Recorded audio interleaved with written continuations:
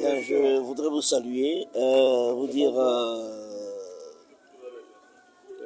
bonjour et bonjour, bonsoir, selon le moment où cette vidéo sera écoutée. Je voulais juste intervenir sur une petite question très importante, très capitale. Je voulais demander à chacun qui m'écoute de poser sa main sur son cœur et de me dire à quel rythme bat son cœur. Et de me dire à quel rythme bat son cœur.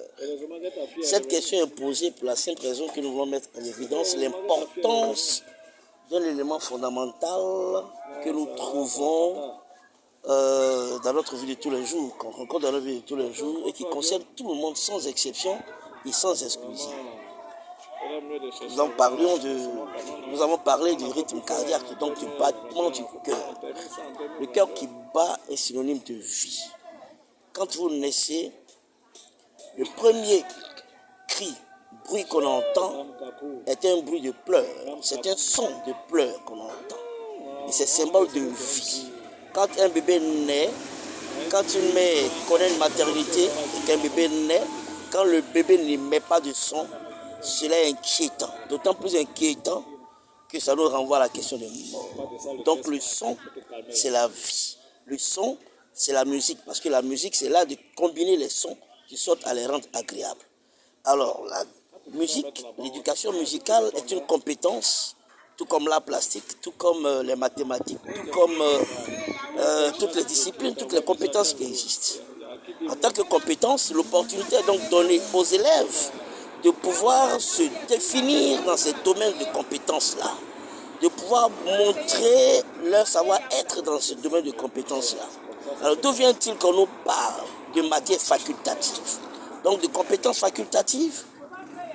Je suis désolé parce que depuis Mathusalem, les gens ont compris, les gens perçoivent, les gens ont perçu autrement la question de discipline. Peut-être parce que ce n'était pas évalué, ce n'était pas perçu en compétences. Mais maintenant qu'on parle de compétences, donc d'approche pédagogique par compétences, toutes les disciplines sont des compétences.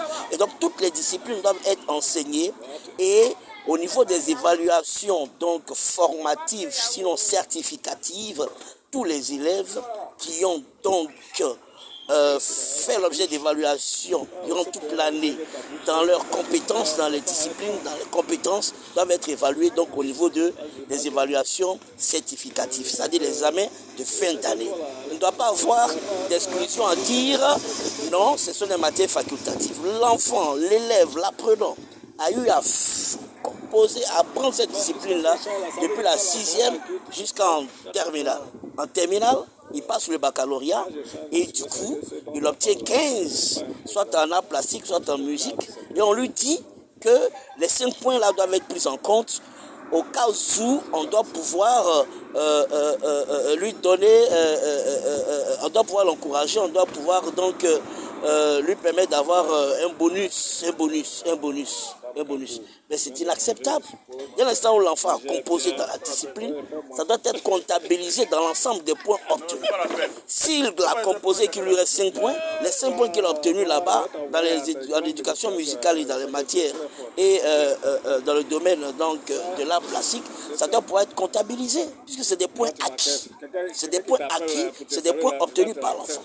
C'est une injustice pédagogique que de dire que l'éducation musicale est une matière facultative et que pour pouvoir donner donc du bonus à l'enfant, pour que l'enfant puisse avoir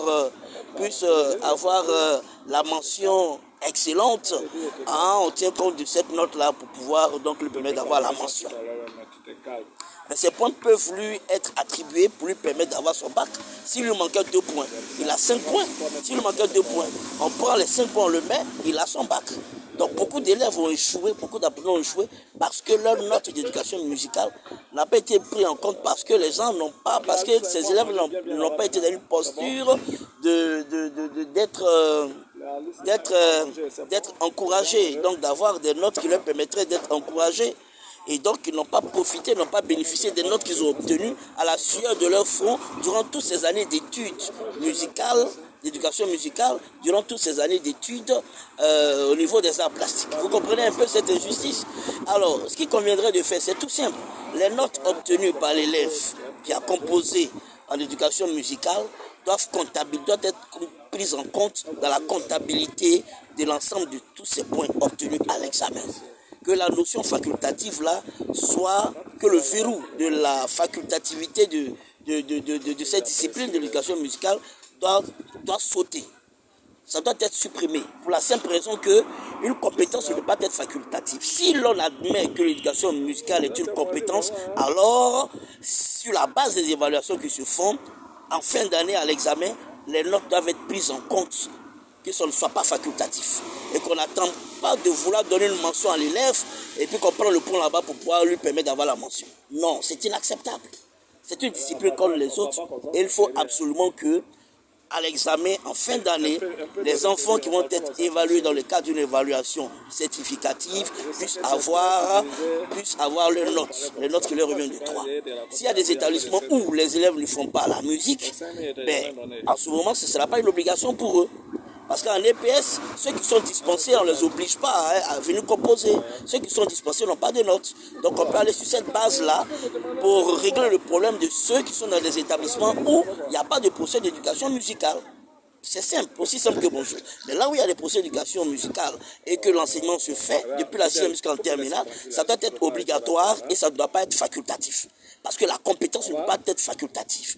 Il y a l'université de musique musicologie qui existe, il y a l'université des arts plastiques qui existe, donc c'est des domaines de compétences qui sont réellement réels et qui sont vrais, qui sont là, il y a des docteurs là-dedans, donc on peut pas, cette discipline ne peut plus, au moment où nous sommes en train de parler, cette discipline ne peut plus être une discipline facultative, parce que votre cœur bat, vous marchez à 2 temps. Vous respirez à 2 temps. Imaginez-vous une respiration qui sort du cadre de 2 temps, donc qui devient une respiration ternaire, que vous respirez comme ça. Vous allez mourir parce que c'est une respiration qui n'est pas régulière. Si votre cœur qui bat ne bat pas à un rythme régulier, vous allez mourir. Vos portables sont auréolés de musique. Vous faites les anniversaires avec la musique. Vous allez dans les funérailles, vous écoutez la musique. Vous êtes chez vous à la maison, vous écoutez la musique. Toute votre vie est la musique. L'art plastique, votre bébé naît, vous choisissez les couleurs qu'il faut. C'est de l'art plastique. C'est de l'art plastique, c'est la peinture.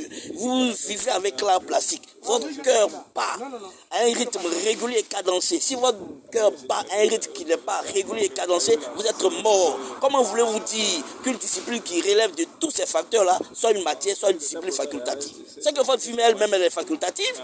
Votre vie elle est facultative. Des élèves qui vont composer, qui vont venir prendre le cours le premier jour de la rentrée scolaire jusqu'à la fin d'année de la rentrée scolaire. Ils vont aller en 6e, ils vont aller en 5e, de la 5e, ils vont en 4e, jusqu'à ils passent l'entrée en 6e. Ils ont l'entrée en 6e, ils composent en éducation musicale. Ils arrivent en terminale, vous dites que c'est facultatif. C'est facultatif. Pourquoi vous faites ça? Pourquoi vous faites ça? C'est une erreur qu'il faut corriger. Aucune discipline ne doit être facultative. Parce que au commencement était la parole. Et ça, c'est Dieu qui parle. Au commencement était la parole. La parole, c'est le son. Le son, c'est la vie. Le son, c'est la musique. Ce qui sort de ma bouche que vous entendez, ce sont des sons qui sont agencés. Et qui sont sous-tendus par un rythme bien cadencé et rythmé. C'est pour ça que vous entendez ce que je suis en train de dire. Ce qui, au commencement de la naissance, ne peut pas être relégué au second plan, ce n'est pas possible. C'est démoniaque que de penser cela. Donc l'éducation musicale doit retrouver ses droits. Et je me battrai pour que l'éducation musicale retrouve ses droits. Serge Amand, inspecteur pédagogique principal.